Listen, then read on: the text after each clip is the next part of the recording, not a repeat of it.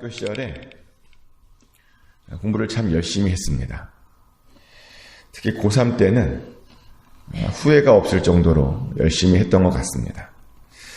근데 그렇게 열심히 하면서 지켰던 원칙이 있었는데 뭐냐면 삶을 단순하게 만들고 반복을 지겨워하지 말자라고 하는 그런 원칙을 세웠었습니다.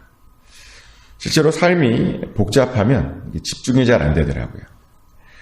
만나는 사람들이 많으면 신경 쓸 일이 많았습니다. 그래서 고3 때는 의도적으로 만나는 사람들을 줄였고 최대한 삶을 단순하게 만들었습니다. 그랬더니 잘 집중할 수 있었고요. 덕분에 매일 반복되는 삶을 잘 버티고 견딜 수 있었던 것 같습니다. 근데 어느 날은 이런 생각이 들었어요. 왜 내가 이렇게 반복된 삶을 연습하고 있지? 이런 반복된 삶이 도움이 될까?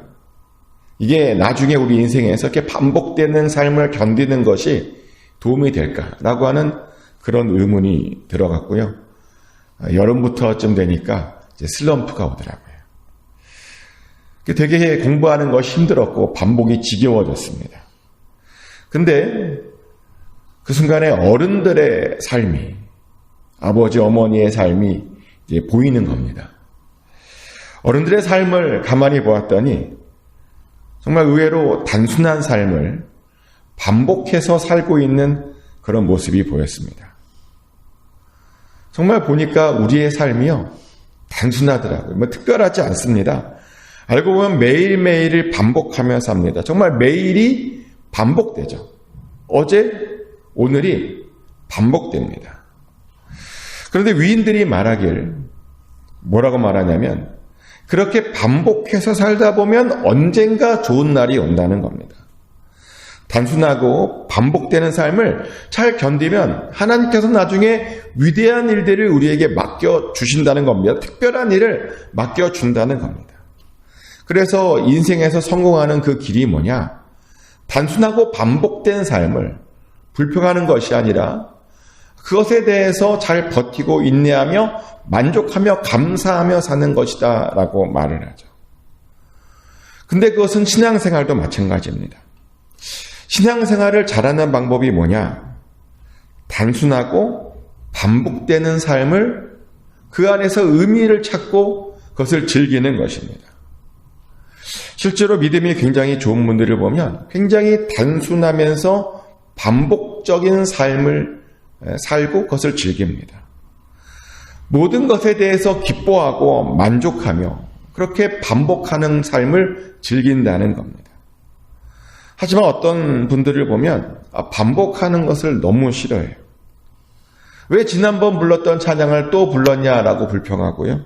왜 지난번에 했던 말씀을 또 하냐고 불평하고요. 왜 지난번에 먹었던 음식을 또 먹냐라고 불평을 합니다. 왜 지난번에 갔던 곳을 또 가냐라고 이야기합니다.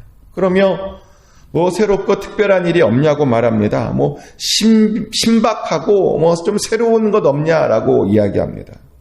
근데 그렇게 새로운 것만 찾던 분들을 가만히 추적해 보니까 이단에 가더라고요. 왜냐하면 이단에 가면 정말 듣도 못한 새로운 거 가르쳐주거든요. 우리가 그동안 듣지 못했던 전혀 새로운 말씀을 가르쳐주다 보니 이단에 가서 빠져서 거기에서 좋아를 하고 있더라고요. 새로운 건 너무 좋아하면 안 됩니다. 새로운 것만 찾으면 안 된다는 겁니다. 그리고 놀라운 것은 뭐냐면 하나님께서 우리들에게요 반복해서 말씀을 가르쳐 주신다는 겁니다. 똑같은 내용을 반복해서 가르친다는 겁니다. 왜냐하면 우리들의 귀는요 너무 듣기가 둔해서 한 번 말해서는 잘 알아듣지 못하기 때문입니다. 우리는 너무 자주 잊어버려서요 한 번 말해서는 잘 기억하지 못하기 때문입니다. 그래서 하나님께서도 우리에게 반복해서 말씀하시죠. 성경을 보면 계속 반복해서 말씀하고 있다는 겁니다. 오늘 우리의 본문도 그런 것 아닙니까? 사실 오늘 우리의 본문도요 반복입니다. 이스라엘이 어떻게 제사를 지내는지 이미 앞에서 많이 다뤘던 것입니다. 그런데 당황스럽게도 또 똑같은 얘기를 또 반복하세요. 아니 좀 빼면 좋겠는데, 반복했잖아요. 우리 알고 있잖아요. 빼면 좋겠는데 또 다시 한번 반복한다는 겁니다. 그러다 보니 지겨워하시면 안 됩니다. 또 나왔네, 지겹네 라고 하시면 안 된다는 겁니다. 반복하시는 데에는 다 이유가 있습니다. 실제로 저는 종종 반복을 하면서 하나님의 놀라운 뜻과 계획과 섭리를 발견할 때가 많습니다. 설교를 준비하다 보면 당황스러울 때가 있는데, 어떤 때냐면 분명 몇 주 전에 했던 설교 주제예요. 그 주제에 대해서 설교를 이미 했어요. 은혜를 나눴습니다. 그런데 하나님께서 또 똑같은 주제에 대한 감동을 주시는 겁니다. 아니, 그 주제는 좀 피해갔으면 좋겠거든요. 했으니까. 근데 또 감동을 주시는 거예요. 그럴 때는 정말 당황스럽습니다.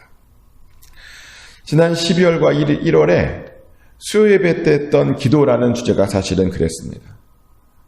그 기도라는 주제를 다루기 전에 그 앞에 주제가 예수님의 습관이라는 그런 주제로 말씀을 나누면서 예수님의 기도에 대해서 굉장히 많이 설교를 했었습니다. 충분히 기도에 대해서 나눴는데, 근데 또 하나님께서요, 또 기도에 대해서 말씀을 전하라라고 하는 감동을 주시는 겁니다.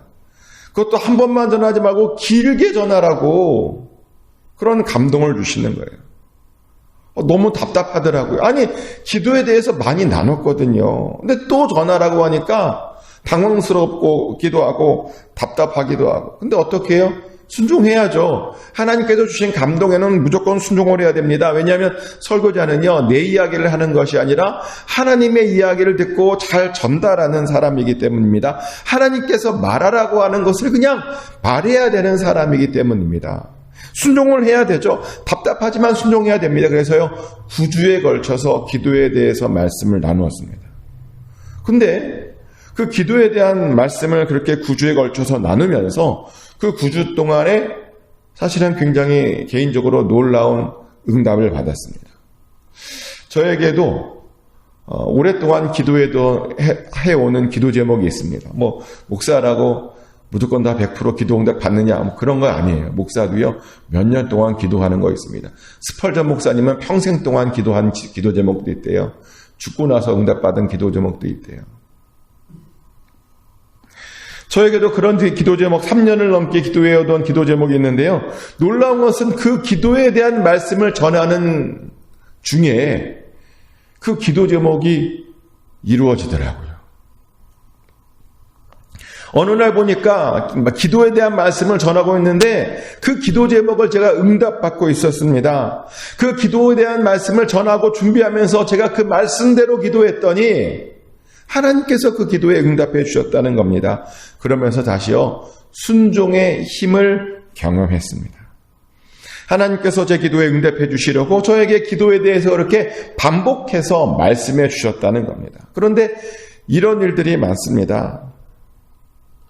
반복해서 말하는 것에 대해서 부담스럽지만 반복을 하면 그 반복을 통해서 하나님께서 우리에게 놀라운 은혜를 주신다는 겁니다. 그리고 놀라운 일들이 실제로 일어나더라는 겁니다. 그래서 요즘은요, 뭔가 반복되면 기대가 됩니다. 하나님께서 어떤 일을 하실지, 그 반복을 통해서 어떤 일을 하실지 굉장히 기대가 된다는 겁니다. 그리고 오늘 본문이 또 반복이죠. 어떻게 우리가 하나님께 예배를 드려야 되는가라고 하는 것에 대한 반복입니다. 하나님께서 의도가 있었을 겁니다. 반복하셨을 때에는 의도가 있고 뜻이 있었을 겁니다. 그래서 우리는 그 뜻을 알아야 되죠. 그래서 하나씩 보려고 하는데, 첫 번째로 하나님께서 우리가 매일 제사를 드려야 된다라고 이야기합니다. 3절 말씀이죠. 또 그들에게 이르라, 너희가 여호와께 드릴 화제는 이러하니 1년 되고 흠없는 순양을 매일 2마리씩 상번제로 드리되. 아멘. 매일 1년 되고 흠없는 순양을 2마리씩 상번제로 드리랍니다. 아침에 1마리를 드리고 저녁에 1마리를 드려야 된다. 이렇게 하루에 2번씩 하나님 앞에 나와서 예배를 드려야 된다라고 이야기를 합니다. 몰랐죠? 우리가 매일 예배 드려야 된다라고 하는 사실을. 우리는 매일 예배를 드려야 되는 사람입니다. 그리고 바로 그런 전통 때문에 사실은 하나님께서 새벽 예배를 기뻐하시는 겁니다. 사람들은 새벽 예배를 왜 드리냐라고 말을 해요. 왜 매일 예배를 드리냐고 말합니다. 근데 매일 예배 드리는 것이 하나님의 뜻입니다. 이스라엘은 하나님 앞에 매일 예배를 드렸습니다. 매일 하나님께 그 제물을 드렸습니다. 그래서 우리도 매일 예배를 드려야 되고, 그래서 그 매일 예배를 드릴 때 우리가 새벽 예배를 통해서 드리면 좋다는 겁니다. 하루 가장 첫 시간을, 이른 시간을 하나님 앞에 나와서 말씀을 읽고 듣고 기도하며 매일 드리는 그 예배를 새벽 예배로 드리면 하나님께서 더 기뻐하신다는 것이죠. 실제로 저는 새벽 예배를 드리다가 망했다는 이야기를 들어본 적이 없습니다. 혹시 그런 얘기 들어보셨어요? 새벽 예배 드렸는데 인생에 더 꼬여서 안 좋아졌다? 한 번도 못 들어봤어요. 오히려 새벽 예배를 드렸더니 하나님께 복을 받았다, 믿음이 더 좋아졌다, 더 놀라운 하나님의 은혜를 경험했다라고 하는 그런 이야기들은 굉장히 많이 들어봤습니다. 새벽 예배가 우리 인생의 축복의 통로가 되었다라고 하는 그런 이야기들은 많이 들어봤습니다. 근데 정말 그래요. 많은 사람들이 새벽 예배를 드리다가 복을 받았습니다. 새벽 예배를 드리다가 응답을 받았고요. 새벽 예배를 드리다가 하나님을 더 깊이 체험했습니다. 저는 여러분들도 그렇게 될 줄 믿습니다. 아멘. 축복하는 것은 우리가 매일 예배를 드려야 되는데 이왕이면 새벽 예배를 통해서 하나님께 매일 예배를 드릴 수 있으시길 축복합니다. 그래서 새벽 예배를 통해서 큰 은혜를 받으시길 축복합니다. 그리고 또 하나님께서는 안식일에는 아침 저녁으로 드리는 것 말고 또 다른 수장 2마리를 하나님께 드림으로 제사를 드려라 라고 말씀하셨고, 9절 말씀입니다. 안식일에는 1년 되고 흠없는 수장 2마리와 고운 가루 10분의 2에 기름 섞은 소재와 그 전제를 드릴 것이니 아멘. 안식일에는 매일 아침 저녁으로 드리는 것 외에 또 뭘 더 드려야 되냐면 1년 되고 흠없는 수장을 더 드려야 된다. 그러니까 평소보다 더 드려야 된다라고 말을 합니다. 그러니까 매일 드리는 것 말고 2마리가 더 추가된 것입니다. 근데 왜냐? 안식일은 특별한 날이기 때문입니다. 특별한 날입니다. 그런데 많은 분들이 안식일을요, 특별하게 여기지 않습니다. 그냥 안식일은 일하지 않는 날 아니냐, 쉬는 날 아니냐라고 말을 합니다. 그런데요, 안식일은요, 그냥 단순히 일하지 않는 날이 아닙니다. 안식일은 하나님께 2배로, 평소보다 2배로 더 드리는 날입니다. 평소보다 우리의 시간을 2배로 드리고, 우리의 관심을 더 2배로 드리는 날입니다. 그리고 동시에 안식일에는 평소보다 2배로 더 은혜를 받는 날입니다. 아멘. 사실 이것이 당연한 이유는 그날이 주일 예배를 드리는 날이기 때문이죠. 모든 성도들이 다 같이 모여서 한 마음으로 찬양하고 한 마음으로 하나님께 예배를 드리는 그런 날이기 때문입니다. 그래서 우리는 그날만큼은요, 2배로 더 그 은혜를 사모해야 하는 겁니다. 더 큰 은혜를 받아야 하는 날입니다.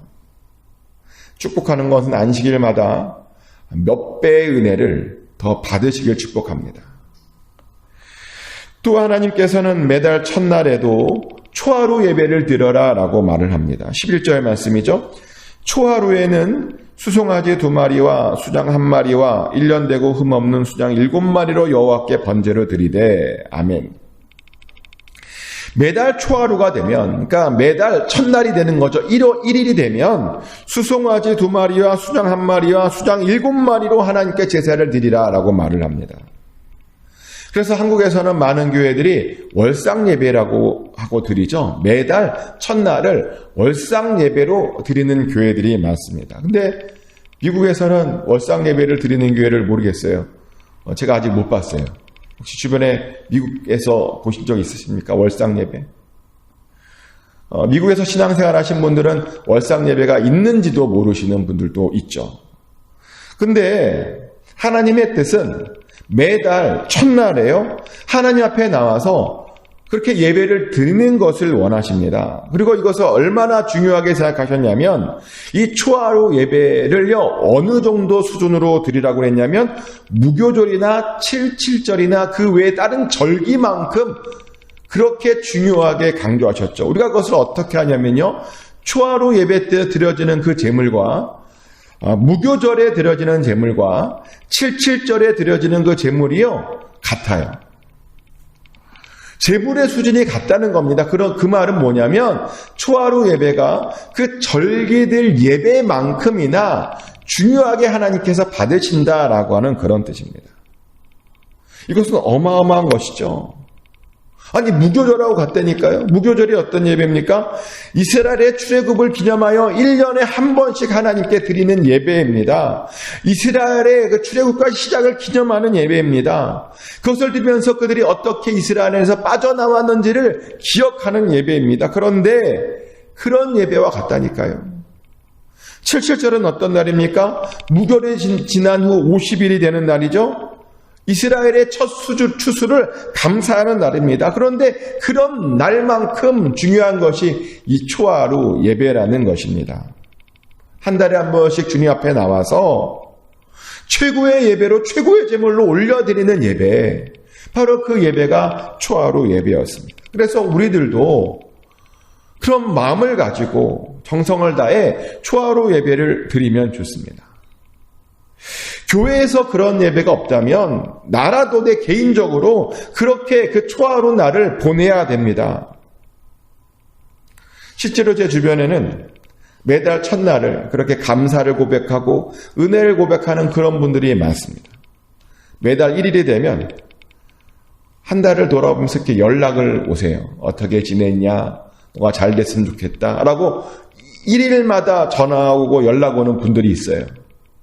은혜를 고백하면서. 근데 얼마나 좋은지 모릅니다. 한 달에 한 번씩 그렇게 연락하고 은혜를 나누고 기도를 나누고 축복을 하는 그 시간들이요 얼마나 소중한지 모릅니다. 그런데 우리들이 그렇게 그날을 첫날을 그렇게 보내야 된다는 겁니다. 그렇게 하나님께 감사를 고백하고 은혜를 나누어야 된다는 겁니다. 그것이 바로 하나님의 뜻이죠. 이렇게 하나님께서는 이스라엘에게 그들이 어떻게 매일 또 매주 또 매달 예배를 드려야 하는지를 설명해 주셨습니다. 근데 아까도 이야기했지만 이 설명이 여기가 처음이 아니라는 겁니다. 사실은 이 모든 이야기가 이미 출애굽기에서도 나왔고 레위기에서도 나온 내용입니다. 그런데 하나님께서 이스라엘이 가나안 땅에 들어가기 직전에 또다시 강조하신 겁니다. 또다시 반복하신 겁니다. 왜요? 반드시 그들이 지키길 원해서요. 그것을 반드시 잘 지키고 기억하길 원해서 그렇게 강조하신 겁니다. 절대로 잊지 말라고요. 그래서 우리는 절대로 우리가 매일, 매주, 매달 드려야 하는 이 예배를 잊지 말고 드려야 됩니다. 매일 하나님께 예배하고 매주 안식일마다 더 큰 은혜를 사모하고 또 매달 첫날을 하나님께 더 크게 올려드려야 됩니다. 그것이 하나님의 뜻입니다. 축복하는 것은 꼭 그렇게 잘 들으심으로 하나님의 복과 은혜가 여러분 삶 가운데 항상 넘치시길 축복합니다. 그래서 하나님을 기쁘시게 하는 저와 여러분 되시기를 예수 그리스도 이름으로 축복합니다. 하나님 크신